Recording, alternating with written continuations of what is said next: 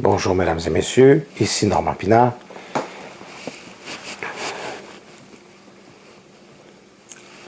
Je m'intéresse très peu au malaise du monde d'aujourd'hui. Mais j'aime à regarder l'ensemble de toutes les civilisations qui ont existé sur la Terre et de les étudier en profondeur. Et le dénominateur commun qui revient continuellement, c'est la misère. C'est-à-dire que dans aucune de ces civilisations, j'ai su trouver, pendant une longue période, ce qu'on appelle, nous, la paix. Même pas en Amazonie. Parce qu'il y a des guerres entre les tribus. Et j'ai beau chercher, je regarde en ancienne Égypte, la guerre qu'il y a eu entre l'Égypte du Nord, l'Égypte du Sud, ce qu'on appelait la Haute Égypte, la Basse Égypte. Donc c'est des histoires qui datent de 4000 ans. Je ne trouve pas, dans aucune de ces civilisations, une intelligence assez puissante, assez intelligente, pour être capable de créer une harmonie durable. Sauf sous le règne d'une princesse qui a été très exceptionnelle, Hatshepsut, où il y a eu 30 ans de paix, qui était une très grande reine égyptienne. Si je regarde l'Europe et qu'on connaît l'histoire de l'Europe, ce qu'elle a été, c'était continuellement des guerres. La misère d'aujourd'hui, pour moi, cette espèce de miniaturisation d'un groupe fortuné qui essaie, qui essaie de prendre le contrôle de la race humaine et de la réduire à l'esclavagisme.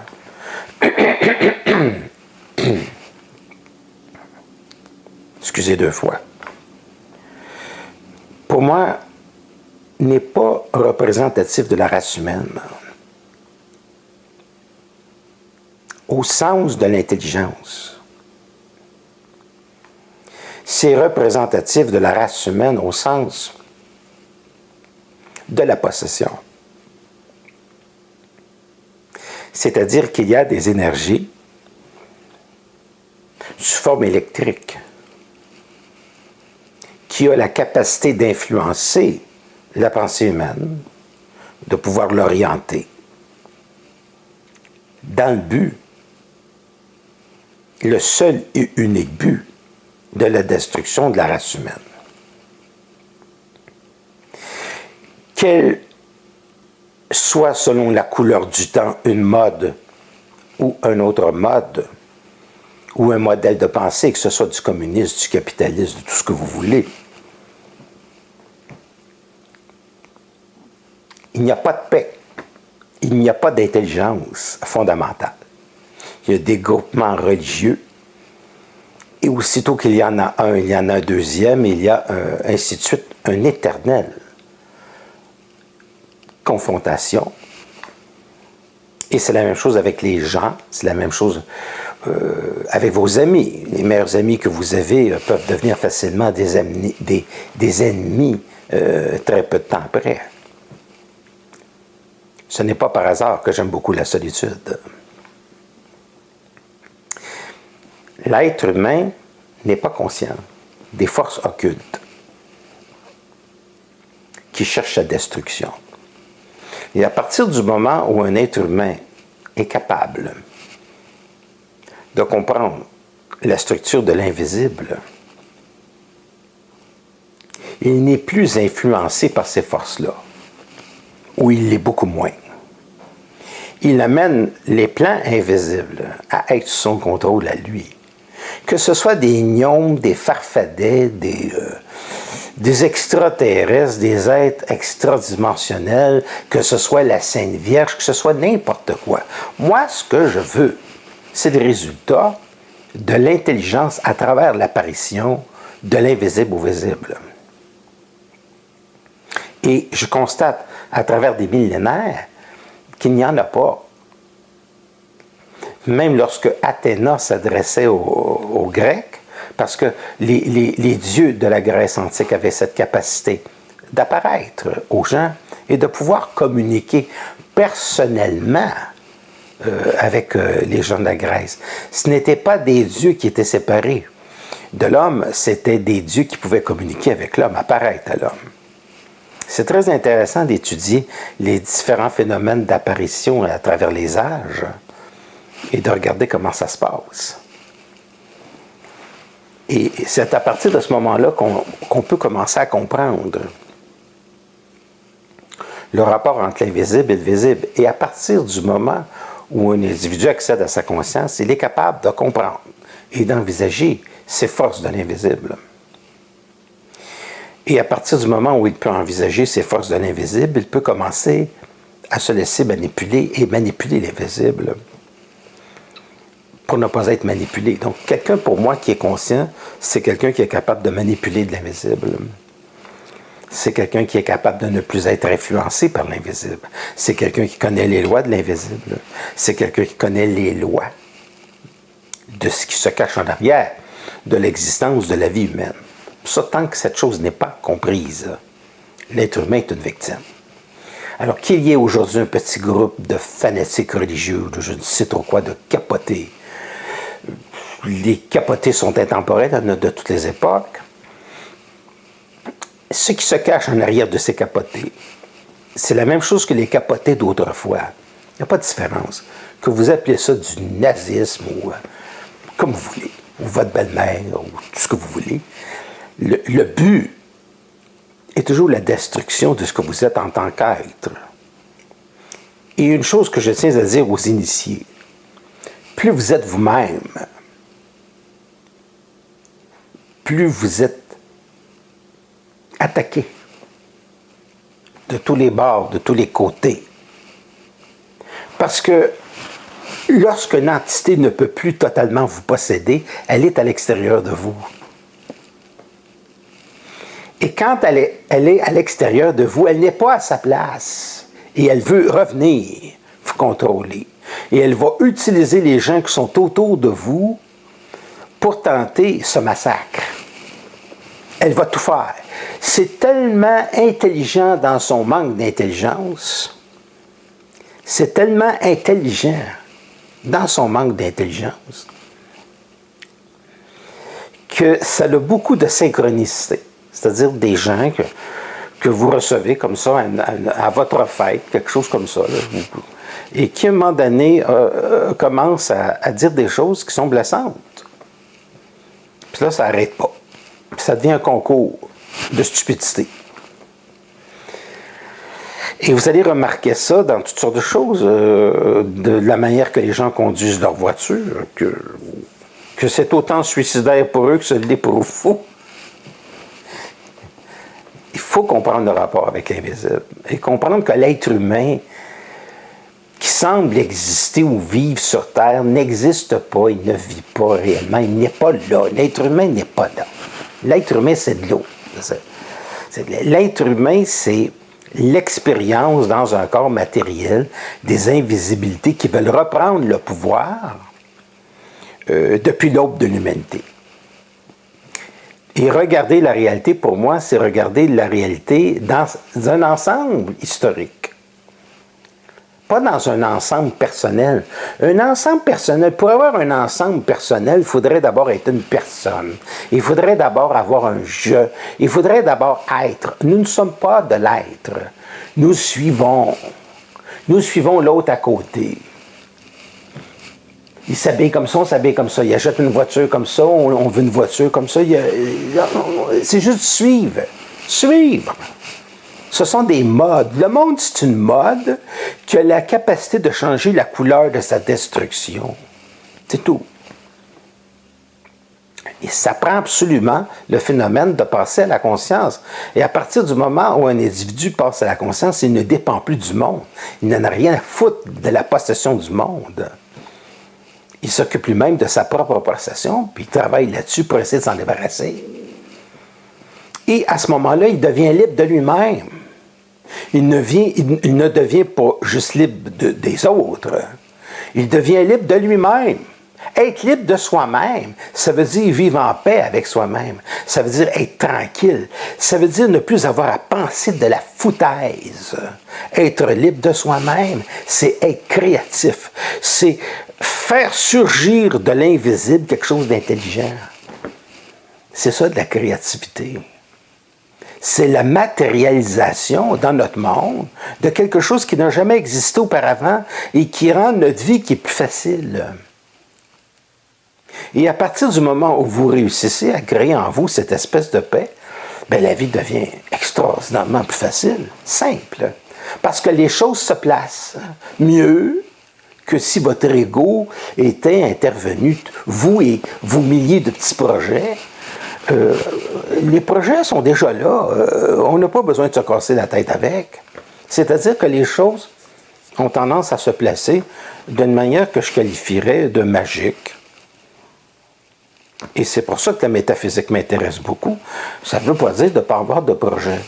Ça veut simplement dire que les choses arrivent avec une plus grande facilité, que c'est simple.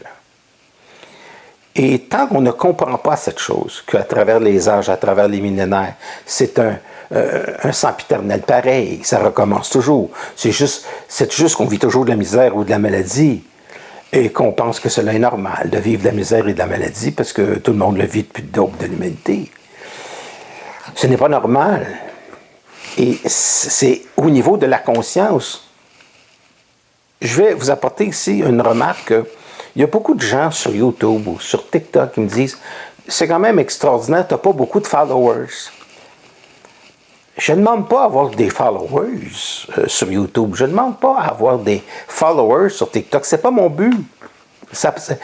Je n'ai pas besoin de followers. Ça ne m'intéresse pas des followers. Ce qui m'intéresse, c'est de très, très rares personnes qui peuvent venir à mes ateliers, qui peuvent me téléphoner, qui sont dans leur esprit, qui sont dans leur intelligence, avec lesquels je peux échanger quelque chose, avec lesquels je peux apprendre quelque chose, et des gens avec lesquels je peux leur apprendre aussi quelque chose.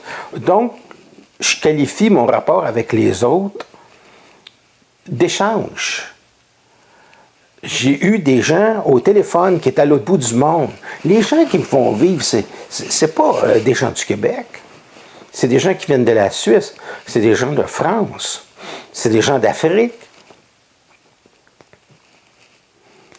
Et il y a quelques personnes au Québec, surtout au début, quand j'ai commencé à Laval, avec mes émissions de télévision. Mais ça, c'est passé depuis très longtemps. Mais même déjà à cette époque-là, c'était surtout des gens de la France. Ça peut être de plus en plus éventuellement le public américain, puisque je vais donner des conférences en anglais. Donc, ça fait partie de la capacité du pouvoir d'être, qui donne un pouvoir à la pensée, qui change la vibration des projets et qui intervient intuitivement. Parce que l'être est un étendu dans l'infini, et qui va placer les choses pour le mieux. Ça ne veut pas dire que si vous avez des problèmes de santé, pas aller voir des médecins. C'est beaucoup plus intelligent que ça. Si vous avez des problèmes de santé, c'est de faire apparaître les bons médecins. Tous les outils sont bons. Tous les outils sont intelligents. Je n'enseigne pas un modèle de pensée.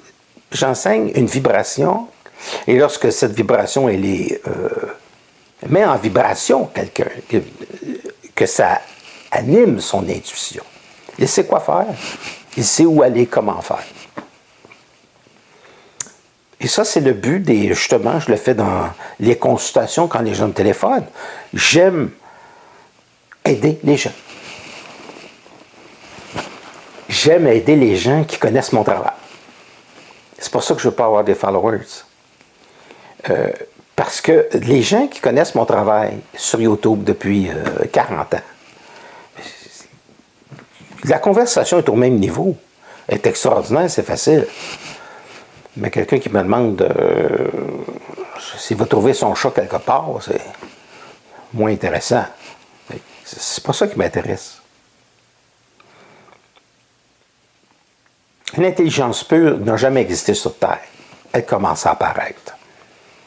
Et parce qu'elle commence à apparaître avec une science qui est absolument extraordinaire, qui possède une créativité absolument extraordinaire, qui est fantastique, c'est parce qu'elle commence à apparaître qu'il y a une attaque violente contre la civilisation. Et pour moi, la civilisation la plus importante sur Terre, c'est la civilisation américaine. Que ça fasse plaisir ou pas, même si tu écoutes Radio-Canada. Ça n'est rien à cirer de Radio-Canada. C'est de la merde. Tu vas là pour te déprimer. Alors, il faut comprendre ces choses-là. C'est du McDo, cette télévision. Tu écoutes un film, c'est du McDo. C'est du McDo, tu t'empoisonnes. Il faut que tu prennes les gens, puis tu les brasses, puis tu les laisses aller, puis ils mangent encore du McDo, puis ils écoutent encore Radio-Canada, puis TVA. Puis c'est des gens qui sont complètement auto-hypnotisés par la connerie humaine. Ils sont faits, c'est fini. Ils font partie du passé. Ils ne le savent pas. C'est fini, c'est fait. Tu ne peux rien faire avec ça. C'est dommage parce que ce n'est pas du mauvais monde. Ça peut même être du bon monde, mais il n'y a pas de conscience. Puis quand il n'y a pas de conscience, tu ne peux plus rien faire. C'est final. Les gens qui ont déjà de la conscience, qui ont déjà de la vibration, je vous invite à participer à mes ateliers. Il n'y a pas énormément de monde. J'en veux pas énormément de monde parce que je veux créer un climat où les gens se connaissent. On est 4-5.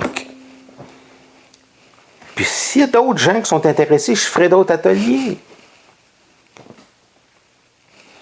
Il y a des gens qui m'appellent, est-ce qu'ils peuvent faire ça chez eux? Non, je veux absolument que les gens qui entrent en communication avec moi connaissent absolument mon œuvre. Je veux qu'ils connaissent mon travail. Je ne suis pas un petit voyant qui arrive comme ça, là, avec du monde. Je l'ai fait au début, il y a une quarantaine d'années. J'ai beaucoup de plaisir à le faire. J'ai eu beaucoup de plaisir. J'ai rencontré des gens très intéressants. Aujourd'hui, je vois du monde conscient. Je vois du monde qui sont dans leur science, qui sont dans leur esprit, qui sont dans leur intelligence, que je peux réellement aider en profondeur. Parce que la voyance, il y a un problème avec ça. Ça sécurise un peu pour 5 minutes. Mais ça ne rend pas quelqu'un plus intelligent. Moi, dans ma voyance, ce que je fais, c'est que je vais l'utiliser pour dire à quelqu'un, je te suggère ça, ça, puis ça, puis ça, puis ça. Puis la personne est libre à ce moment-là de le faire ou pas. Mais quand je parle, c'est sérieux. Parce qu'il y a des gens qui m'ont vu en consultation privée il y a 30 ans, il y a 35 ans, puis ça leur a pris 30 ans pour comprendre. Puis ils l'ont compris 30 ans après. Puis je ne dis pas ça pour me vanter, je dis ça parce que c'est la réalité, parce qu'ils me le disent en m'écrivant des courriels. Puis avant, ils me le disaient, avant l'Internet, on me le disait en écrivant des lettres. L'être qui est dans son esprit n'appartient pas à une civilisation. Je vais même aller plus loin que ça. Un être qui est dans son esprit n'appartient plus à la Terre. Il appartient au cosmos. Donc, s'il entre en contact avec des plans qui sont extrêmement subtils et qui sont extrêmement extraordinaires, il est libre de pouvoir communiquer d'égal à égal avec ces plans-là. Que ces plans-là viennent dans les rêves, que ces plans-là viennent sous forme d'extraterrestres, de choses qui se promènent dans votre cuisine, ou tout ce que vous voulez, ou d'ombres sur un mur. Il faut que la relation soit égale à égale. Si l'ombre qui se promène sur un mur, si l'extraterrestre ne peut pas t'apprendre quelque chose, tu lui donnes un coup de pied dans le cul. C'est tout. Il faut que tu sois capable de te débarrasser de ça. Il faut que ça t'apprenne quelque chose. Il faut qu'il y ait un dialogue. Un dialogue intéressant, par exemple, c'est une entité chez vous, c'est d'avoir les numéros de la loterie. Au moins, ça aide. Ça ne fait pas juste apparaître. Au moins, c'est pratique. Si ce n'est pas pratique, tu balances ça. Tout ce qui est occulte, tout ce qui est ésotérique. Je m'intéresse beaucoup aux pierres, comme vous le savez. Mais fondamentalement, tout ce qui vient de la Terre est quelque chose de fantastique, mais il ne faut pas oublier que ce qui vient de la Terre a sa partie sombre, a son ombre, à cause des entités électriques qui appartenaient lorsque la Terre s'est formée. Et ces entités électriques en veulent à l'homme, parce qu'elles veulent revenir prendre le pouvoir, et c'est ce qu'on appelle les démons. Donc chaque pierre est une entité. Ça peut rendre service, mais il faut que ça amène, que tu sois capable d'amener ça sous ton contrôle. Même si c'est bien beau, que ça a de bien belles couleurs, oui, ça émet de très belles énergies, mais tu dois toujours être aux aguets. C'est-à-dire de voir... parce qu'une pierre, ça peut donner beaucoup d'énergie, puis ça peut t'en prendre aussi. Puis tu ne peux pas forcer les forces de ces pierres-là en les chargeant, puis mettre ces espèces de choses-là continuellement à ta disposition. Tu peux avoir un trouble à un moment donné. Fait qu'il faut que tu respectes l'intelligence de la pierre. Il faut que tu respectes l'esprit d'évolution de la pierre, comme on respecte les flammes. Si tu les arroses trop, c'est comme pire de ne pas les arroser assez. Ça fait partie de tout ça. Et ça prend une communication intuitive avec la nature. Ça prend une communication intuitive extraordinaire avec tout ce qui s'appelle la nature. C'est comme un chat. Si tu le flattes, c'est extraordinaire. Si tu le flattes trop, il va te sauter dessus. Fait que ça prend toute une communication télépathique perpétuelle avec tout ton environnement. Puis pour ça, ça prend ton être qui est capable de saisir les choses. Imaginez un être humain comme des filaments qui s'étendent dans l'infini, jusqu'au fin fond des étoiles. C'est ça l'être humain qui est libre. C'est ça l'être humain de la race nouvelle. C'est ça l'être humain de la nouvelle intelligence. Et c'est la raison pour laquelle, par une bande de petits culs fortunés, qui est présentement le plus attaqué, parce qu'il est en train de se libérer, puis que l'Internet est un outil extrêmement puissant pour se documenter. Si tu es intuitif, si vous êtes intelligent, vous allez être capable d'aller chercher les bonnes informations. Si vous êtes un niaiseux, un niaiseux reste un niaiseux. Bon. Les choses sont comme ça. On ne peut pas aller plus loin sur Internet de ce qu'on est comme être. T'sais. L'Internet, c'est un outil. C'est aussi simple que ça. Donc, je ne dis pas que je suis un individu d'espoir. Moi, je ne suis pas un individu d'espoir, mais je ne suis pas non plus un individu de désespoir. Parce que je n'appartiens pas à une collectivité. Il y a de l'espoir pour des gens intelligents. Il y a de l'espoir pour des gens qui sont éveillés et qui sont conscients. Puis c'est avec eux que je travaille dans les ateliers auto-hypnotiques. Puis croyez-moi, d'autres plans, on va en voir. Puis il y a des forces qui ont visité la Terre il y a plusieurs milliers d'années, qui ont laissé des choses dans des plans différents, et on va voir ces plans-là, pour aller chercher de l'énergie là. Puis quand on va chercher de l'énergie là, dans les ateliers, je peux vous garantir qu'on n'a plus envie de partir. Mais on comprend qu'on dispose d'un corps, mais que nous ne sommes pas exactement un corps, que l'esprit est quelque chose qui peut voyager dans l'infini, puis aller chercher des informations là où ils sont, ces informations-là. Puis c'est pas prier des statues, ça. C'est visiter des plans. Je sais pas si vous avez vu le film de Superman, où il rentre dans une espèce de lieu où il y a des cristaux. Puis ces cristaux ont été laissés là par ces civilisations-là, et par son père, il peut communiquer. Ça, c'est des choses très intéressantes. Ça, c'est une très bonne intuition. Il y a toujours de très bonnes intuitions dans les films de science-fiction. Parce que les gens qui écrivent de la science-fiction sont souvent extrêmement bien inspirés. Mais il y a aussi la kryptonite. Il ne faut pas tomber sur cette pierre-là. On a chacun notre kryptonite. Puis la kryptonite, elle est souvent proche de l'ego. Fait qu'il faut faire extrêmement attention à ces choses-là. Prendre plaisir à être avec les autres, mais être libre des autres. Ça veut dire ne pas être dominé par l'autre et ne pas chercher à dominer l'autre. C'est simple. J'aurai donc un atelier que les gens ont l'habitude de venir. Si vous êtes intéressés, téléphonez-moi. Mon numéro de téléphone va être en dessous de la vidéo. Puis j'en ferai une le 26 juillet. Je ne sais pas quel jour ça va tomber. Dans ma tête, c'est le 26 juillet. Vous lirez les informations. Je suis en paix avec moi-même. Je suis un individu heureux, libre. Probablement un des individus les plus libres que vous avez connus. J'ai toujours su qu'avoir énormément de responsabilités n'était pas la bonne décision. Je ne suis pas un individu qui prend beaucoup de responsabilités. Je ne suis pas un individu qui aime travailler. Je suis un individu qui aime plutôt ludique, qui aime être libre de son temps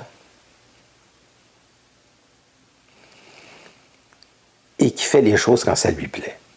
Je suis à la hauteur de mon enseignement parce que quand on fait ce qui nous plaît, on est avec nous-mêmes. Et quand on est avec soi-même, on se trouve. Et lorsqu'on se trouve, on est en paix. Donc, il faut être extrêmement disponible envers soi. Savoir qui on est et savoir ce que l'on n'est pas. D'où proviennent les pensées? D'où provient l'agitation mentale? Pour ainsi créer la paix. Sans entrer dans aucune forme. Aucune forme. Moi, je vois des gens qui sont comme ça, là. Bon, c'est pas nécessaire. Ça peut les aider, parfait. Mais la méditation, vous savez, c'est large, c'est vaste. Ce qui est important, cependant, c'est l'absence de la pensée. Arriver à faire le vide intérieur, c'est arriver à faire le plein de son être. Ici Normand Pinard qui vous dit au revoir et à très bientôt. Merci d'être là.